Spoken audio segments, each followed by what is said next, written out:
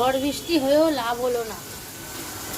এত ঝড় এত বৃষ্টির দিন ধরে কিন্তু গরম জেগেছে। কালকের থেকে এত গরম মানে থাকা যাচ্ছে না। এই গরমে খেতে তো হবে, পেট তো আর শুনবে না।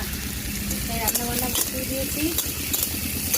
কাঁচা আলু সরষে বাটা দিয়ে ঝাল, ফুলকপি দিয়ে ডিমের তরকারি, আলু দিয়ে, আর মাশরুম দিয়ে চিংড়ি মাছ পাতুরি।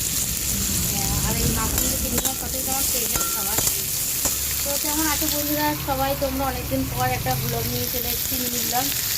ছোটোখাটো বলতে পারো, ভালোভাবে কথা বলতে বুঝতে পারি না। যাই হোক,